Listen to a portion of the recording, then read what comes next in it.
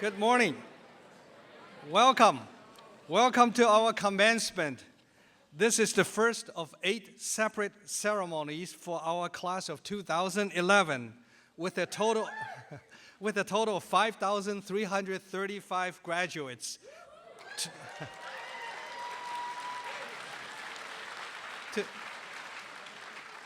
Today, our focus is on 98 very special graduates of the College of Creative Studies.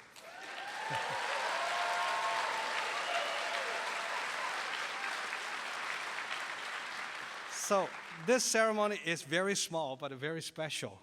Small is beautiful.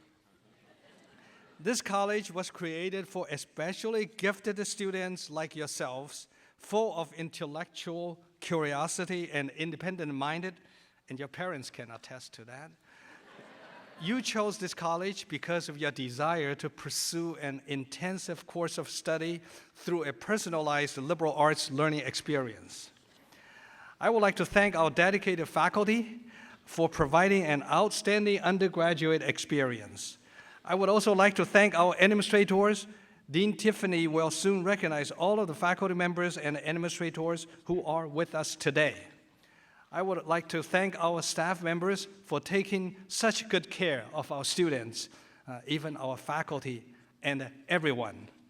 And I would also like to thank our CCS ambassadors and the donors for your generous support. I would like to thank our accomplished alumni for being such good role models for our students. I would also especially like to thank our parents, family members, and friends for the care and the love, support and encouragement over the years, all through your lives.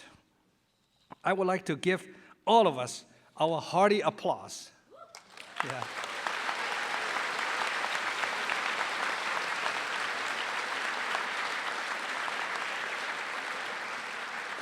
Now to our graduates, I say congratulations. You got your degree the old-fashioned way, you earned it. And you earned it the CCS way. What does that mean? Dean Tiffany will explain. During your time here, you have demonstrated to all of us how special you are. We have come to appreciate your genius, your curiosity, I'm sure, your devotion, your imagination, and your humor. I have also come to appreciate your creativity and especially your creative ability to have a good time. In a recent survey of all of UC campuses, our students reported the highest rate of satisfaction for the academic experience and also for the social experience. Does that surprise you? I have happy memories of the class of 2011. I vividly remember when my wife, Dylan, and I helped some of you move in. It all seems just like yesterday, and today you are graduating. For parents and family members, I know how you must be feeling. You feel proud, happy, and maybe a little sad, but maybe a little relieved. We have seen how hard our students have worked. Many of you have pursued double majors or have worked part-time while at school. You have undertaken original research and creative projects. You have volunteered your time to help others.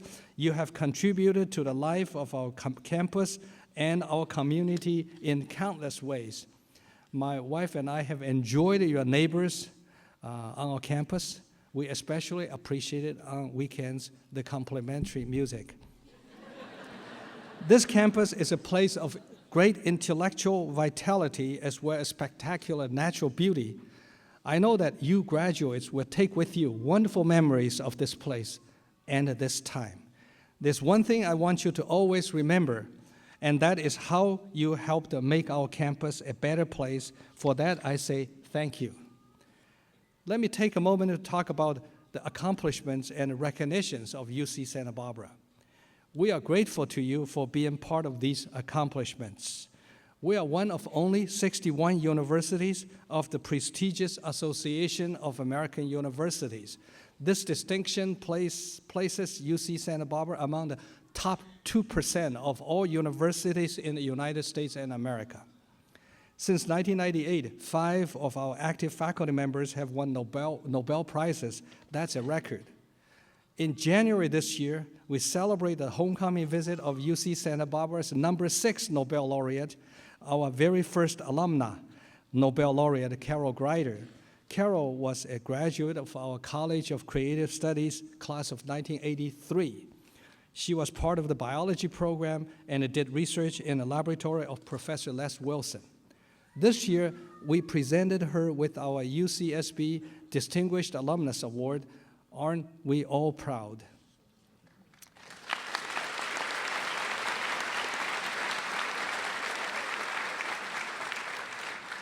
Did you know last year over 50% of our seniors reported that they had collaborated with the professor on a research or creative project? In fact, you all in some way have participated in an exciting process of research and creative activity. Carol Greider has set a very high standard. We expect great things from you in the years ahead. Despite our wonderful accomplishments, this is a time of unprecedented budget challenges for our state and the University of California. I'm very grateful to our faculty and our staff. Let me repeat, I'm very appreciative of faculty and staff.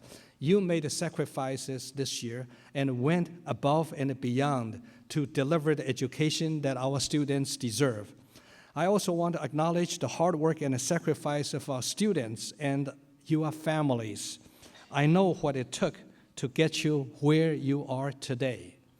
I'm optimistic about our future, but we still face challenges and uncertainties. As the governor and the legislature continue to struggle with the state budget deficit, the voices of our students, faculty, staff members, families, alumni, and the community members, your voices are making a difference. Thank you for your advocacy and support. Through the degrees that you are about to receive, we recognize the success that you have achieved in your particular fields of study. We also acknowledge that you have met the standards, the rigor, and the discipline required by the University of California. I can tell you with confidence that starting today and for the rest of your lives, you will always be proud to say you are a graduate of UC Santa Barbara. Yeah.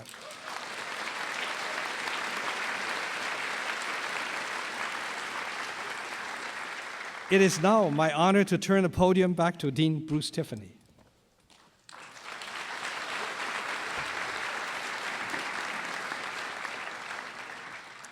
Thank you, Chancellor Yang. It is now my very great pleasure to introduce members of the administration and of the faculty who make this university, this campus, and this particular college the thriving and exciting places that they are. I will ask that you please hold your applause to the end. As my colleague Gene Lucas, the Executive Vice Chancellor, observed, there's sort of a declining energy of applause as one works. And the last person really does sort of wonder if it was them or, well, right. So hold your applause, but I'll ask each to stand and wave as they are recognized. Gene Lucas, our Executive Vice Chancellor. Dr. Michael Young, Vice Chancellor for Student Affairs. Dr. Maria Herrera Sobek, Associate Vice Chancellor for Diversity, Equity, and Academic Policy. Mark Fisher, Senior Associate Vice Chancellor for Administrative Services.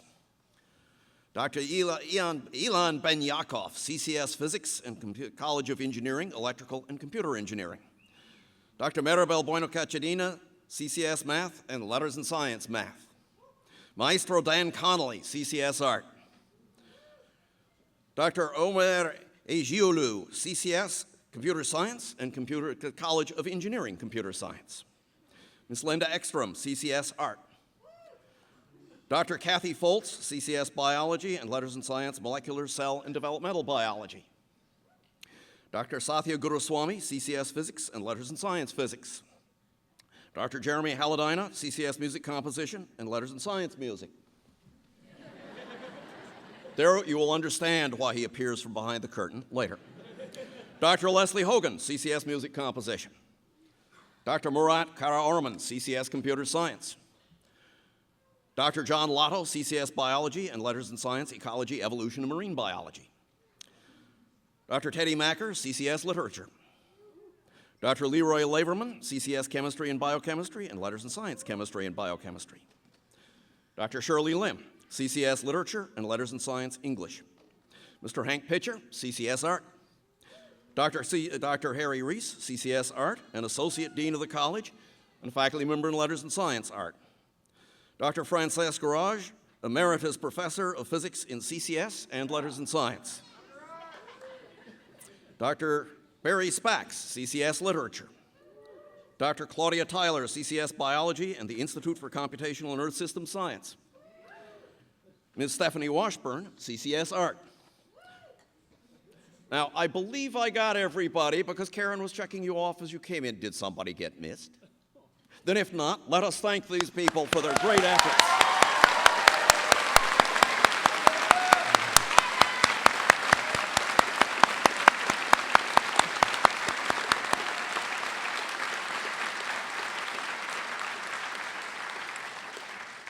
Administrators and faculty alike know that the people who really make things work at the university are the staff.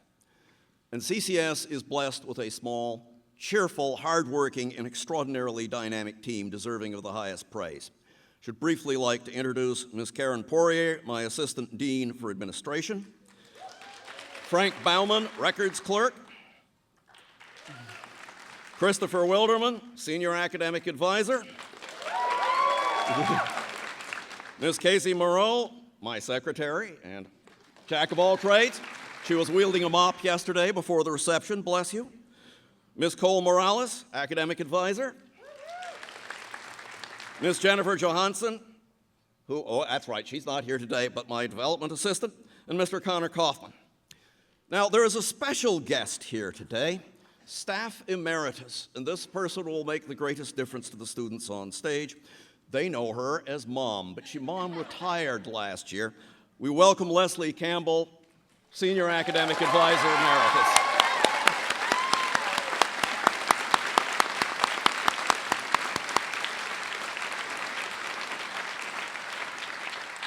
On behalf of today's graduates, I want to thank our CCS parents, the CCS ambassadors and donors for their generosity and their support over this past year.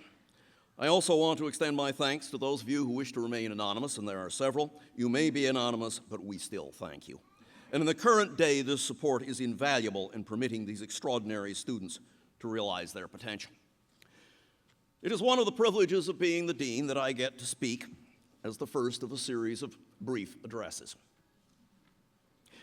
Here we are at last. This is the ceremony of spring and beginnings, the observation of change that is and change that is to come. This is the ceremony that gives us a handle and a name for the transformation of our relationships. It's an honor to share this stage with a myriad promise here, each year a different group, with the same current of power realized, expressed, and still growing. A company that intoxicates us with joy. Standing here, I think of that power, of emotion, of loss and of gain, and of the current of change that brings all these potentials to the brink of action. I think of Doctor Who, with whom I concur that bow ties are cool.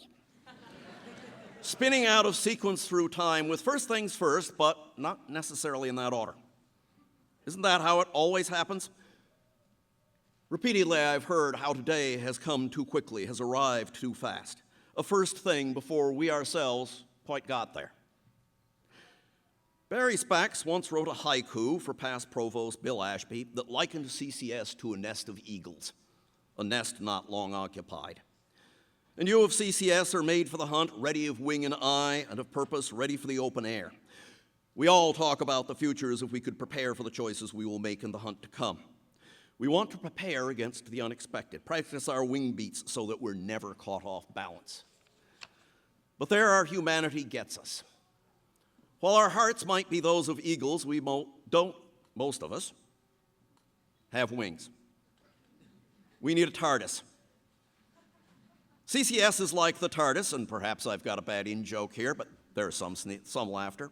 A TARDIS is an entity, a living entity, that permits travel through space and time, and that Doctor Who has used.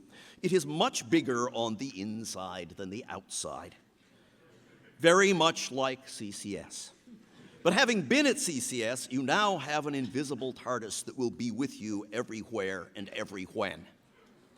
Now, all that you really need is your own sonic screwdriver to assist you in your efforts.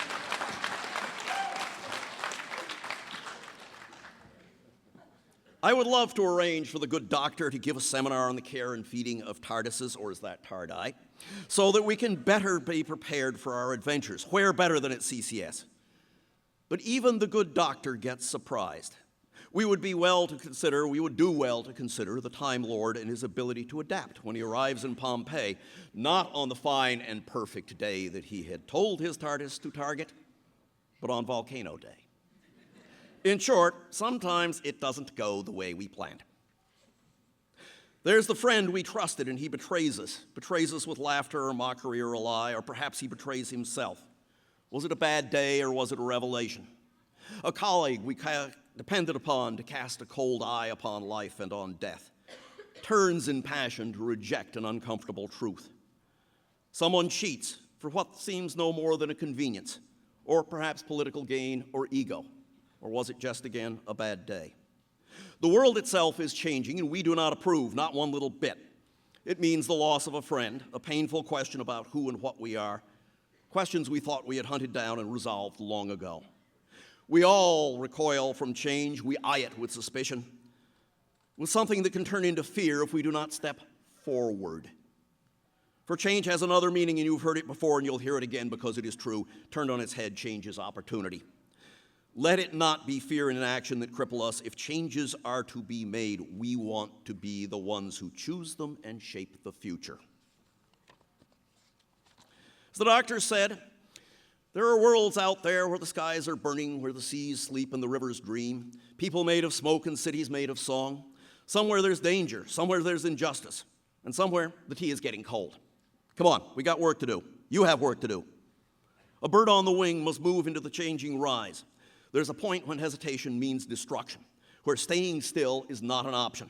To turn back into the power of the past is to fall. Here on this stage, I see the hearts and the minds to make and shape change. Human hearts and minds. Okay, I have been known in the past to curse and mutter that too bad science is done by humans, when some colleague spoils a good scientific fight by flopping into the sin of ad hominem, or of selectively choosing data. But the truth is, how could I or we have it any other way? As humans, we share emotional trust in tomorrow. And that tomorrow, even if it is not for us, is coming and means possibilities and wonder and new perspectives. And this is the human stuff of which our dreams, CCS dreams and TARDIS dreams, are made. For every betrayal, there is a discovery of trust. For every shock of change, there is a chance of forward motion. A place that may not be the place we imagined becomes our next beginning. As I said over dinner to our alumni speaker, who was a great pleasure to talk with, the golden age of the past is a lie. We live in the golden age right now, as our successors will live in their day as they make it anew. Today is a day of change for all of us. We'll miss you. We'll worry about you and imagine all kinds of futures as if we could take the sting out of change and loss and risk. Take that away. Like the doctor, you move forward into a world we shall never truly know. A world which will keep you too, in your times, off balance, catching the wind or spinning through it, but we trust you to fly. We kick you out of the door because we know in our very bones that you will not just be all right, you'll be fantastic, you'll be magnificent, and you will make a difference in the world. And the times may be bad or terrible, but you will fly far and share.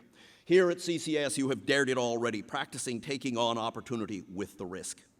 Making that self you always wanted to be, the self we have cheered and dreamed for in this funny little building with mustard walls and leaking roofs. Been there, done that. You already know how the wind feels under your wings. Like Donna, your bags are packed. As a matter of fact, I have your hat box right here. Graduation is here every day. Have your box packed and be ready to move with the possibilities. We'll let the doctor have the last words. It's been good, though, hasn't it? All of us. All of it. Everything we did. Come on, the next chapter's this way.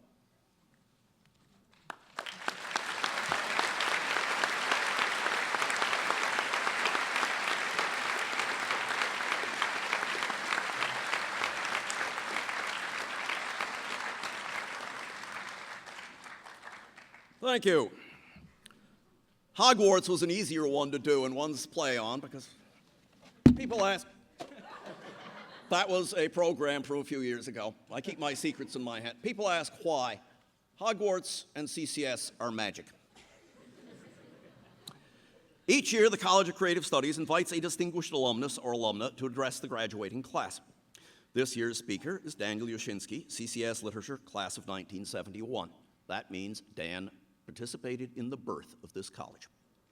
Dan is a Toronto-based storyteller, radio host, author, and community organizer. He received in 1999 the first Jane Jacobs Prize for his work of storytelling within the community. He founded the Toronto Festival of Storytelling and co-founded the Storytellers School of Toronto. He also began the longest-running open session of storytelling in North America, 1001 Friday nights. He has performed and taught at festivals in Israel, Wales, England, Germany, Brazil, Austria, France, the US, Singapore, Ireland, and across Canada, and has even given a course at CCS, most importantly. He is the editor of 4 acclaimed collections of Canadian storytelling and the author of Suddenly They Heard Footsteps, Storytelling for the 21st Century. He developed and hosted The Talking Stick, a national storytelling radio show on CBC. His work in schools includes creating The Telling Bee, a story-based curriculum project that has taken place in more than 40 Ontario schools. He has an MA in Sociology and Education from the University of Toronto and has been a storyteller in residence for UNICEF Canada, the Queen's University, and the Toronto Public Library. In 2006, he branched out, creating with composer and musician Brian Katz a piece called Talking You In, exploring the experiences of a family in the neonatal intensive care unit. Please welcome Dan Yashinsky.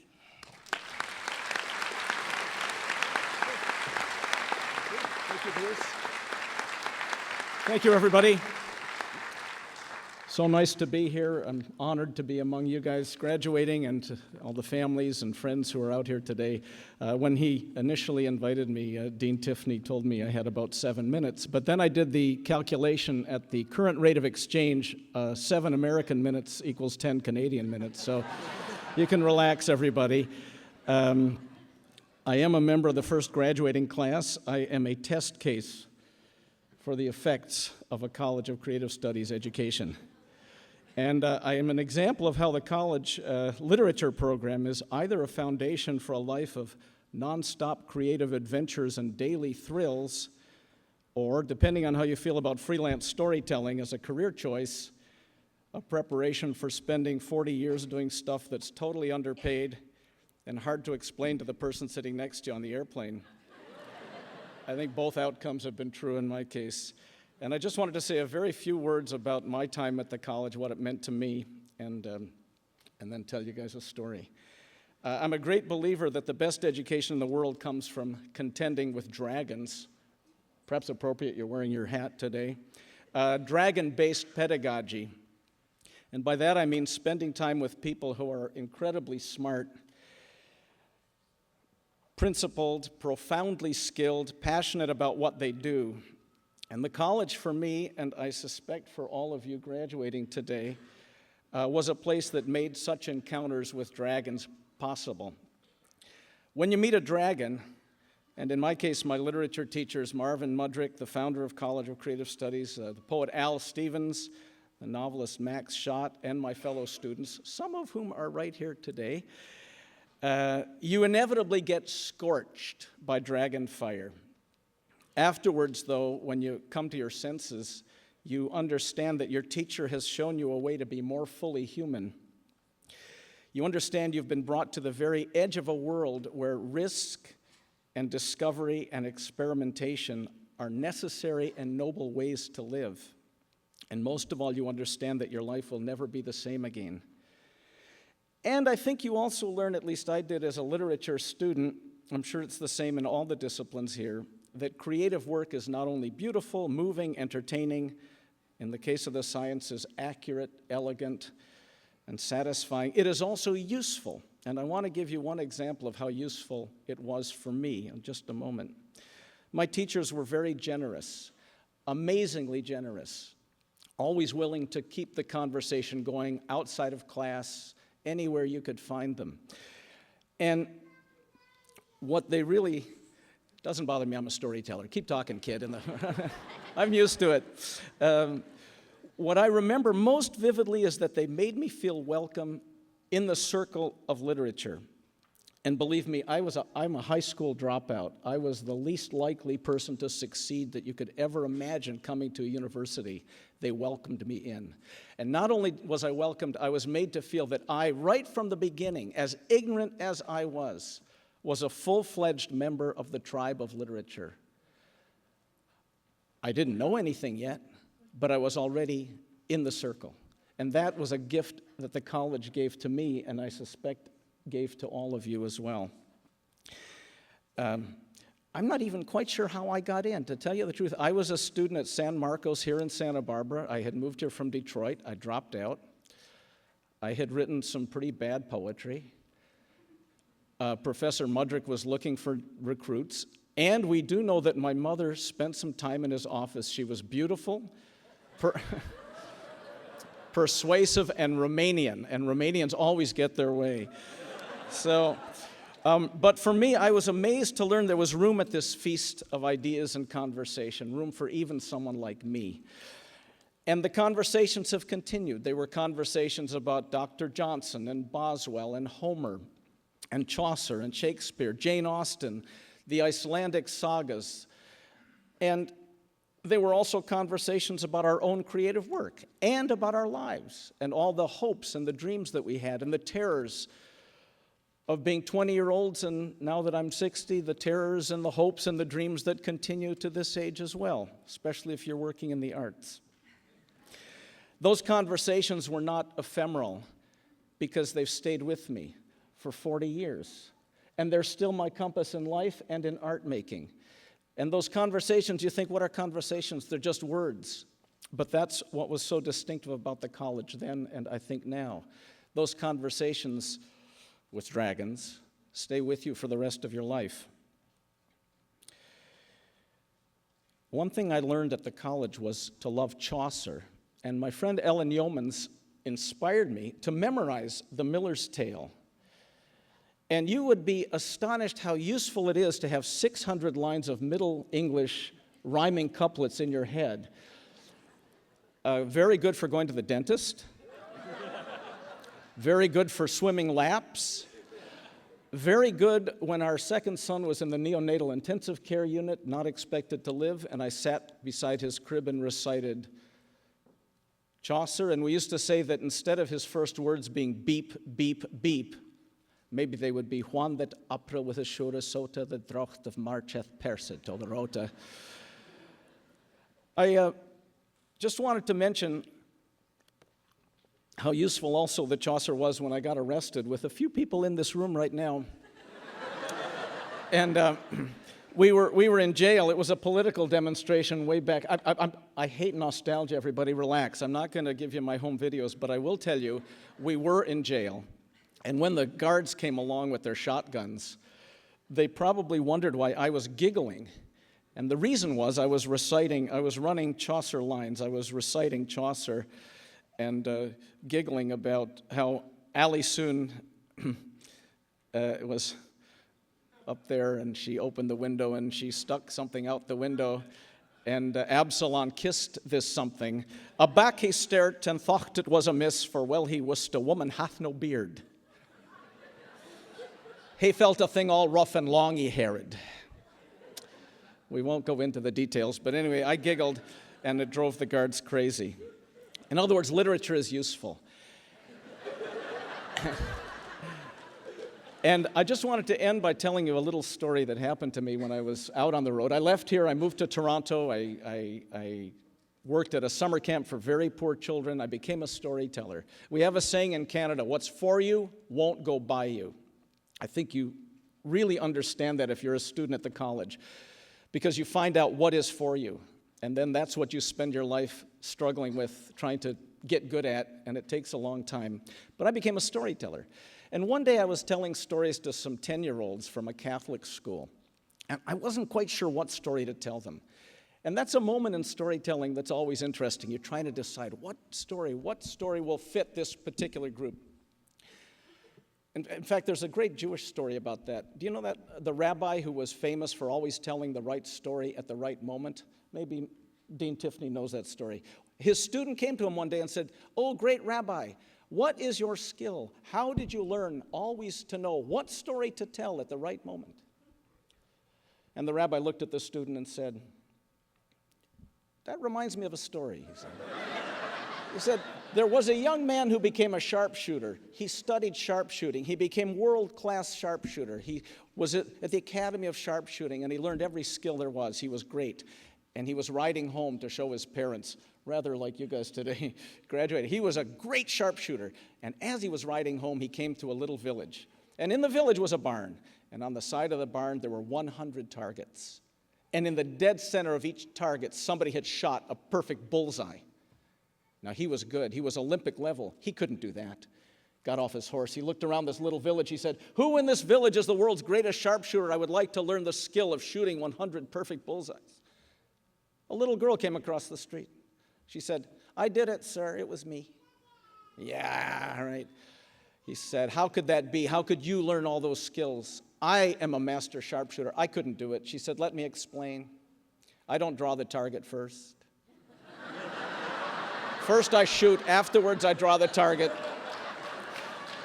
And the rabbi said, "It's the same with me. I go through life listening, learning, inventing. I fill my head with stories. When you go through life with a head full of good stories, it's never hard to find a moment to put the story around." And then I knew what story to tell these kids.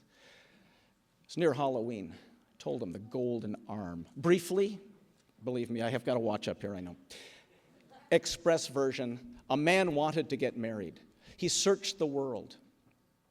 He found a woman, he loved her, he invited her to marry him, he asked her. She was very nice, well educated, she had a right arm made of solid gold. He said, "I really love you. Would you marry me?" And she agreed, and they were married. But after a while, she was sick, and she called her husband one day and said, "Nobody knows what's wrong, but I think I'm going to die. I want you to promise to bury me with my golden arm." He promised. She died. This is the short version.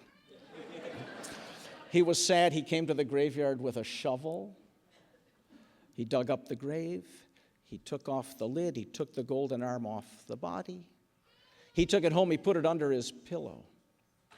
And he had golden dreams for a number of nights until one night he had a nightmare that he was back at the grave and the coffin was empty.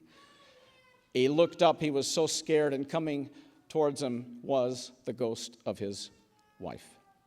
And she stood at the end of his bed, and she said, he looked at her, he said, "What has become of your beautiful hair?" She said, "All withered and wasted away." And he said, "What has become of your cheeks so fair?" And she said, "All withered and wasted away."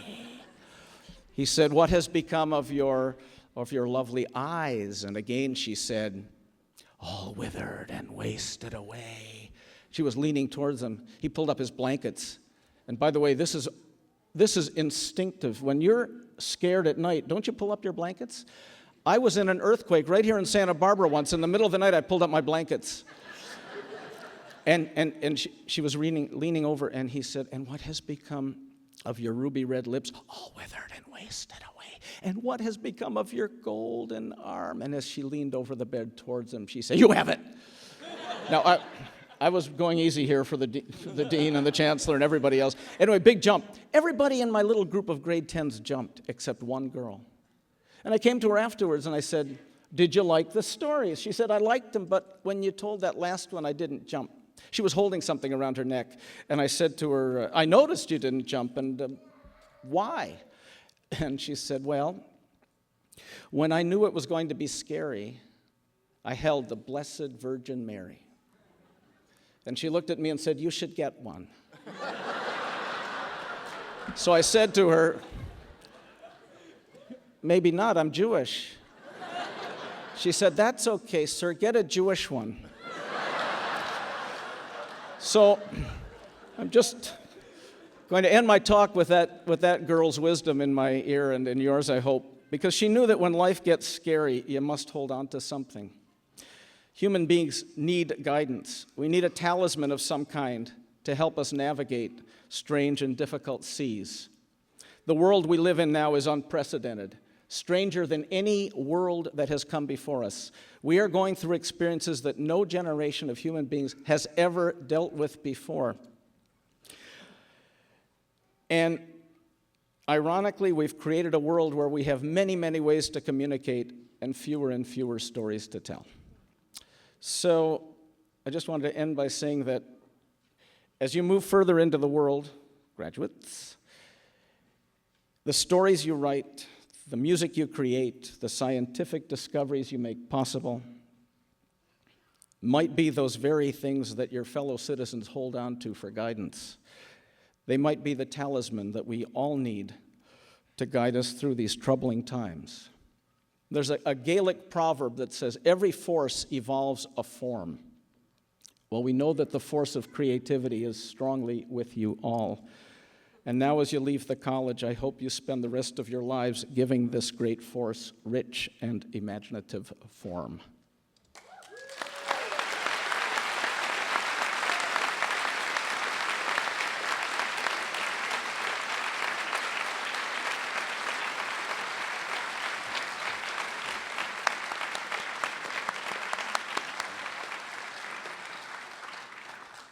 Thank you, Dan.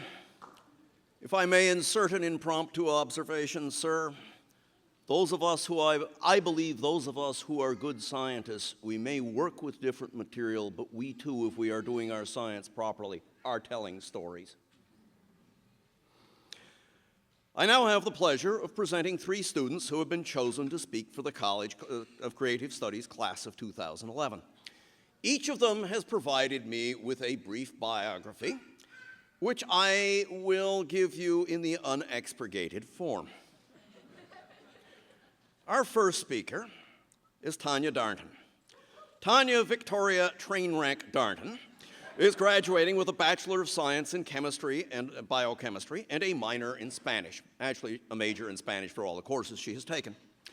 Originally from the quaint town of El Segundo, California, she enjoys sailing, fancy microbrews, crossword puzzles, and keeping it real, preferably all at the same time. At UCSB, Tanya has been active as a leader in the Chemistry Club, the Regents and Chancellors Scholars Association, with CCS recruitment, and as a CLAS tutor. My daughter in particular thanks her for tutoring in chemistry. Specializing in synthetic inorganic chemistry, she is getting her PhD at the only place that has more nerds per square foot than CCS, Caltech. Go Beavers. Her favorite mammal is the manatee. She is very bad at billiards. She has completed the Isla Vista Loop twice, and her only fear is of becoming trapped in a Klein bottle. Please welcome Tanya.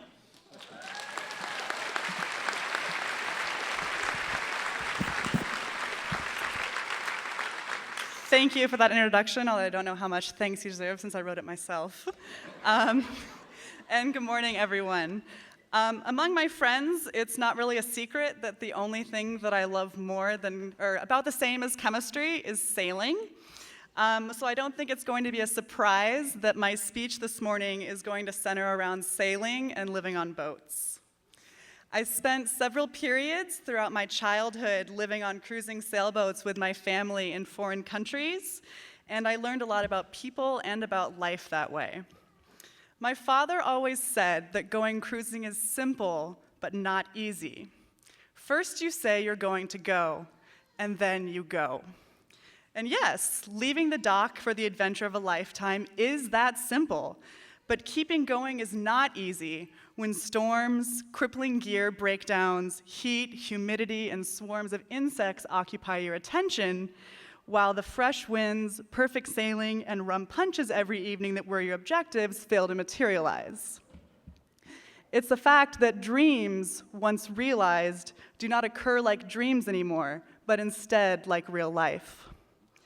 As a consequence, few would-be cruisers succeed in maintaining the adventure that they set out to undertake. All too often, they are overwhelmed by the difficulties of the lifestyle, despite the rewards to be reaped. And so they happen upon a harbor protected from the wind, with balmy breezes and clear, calm waters, abundant fresh water, stores, repair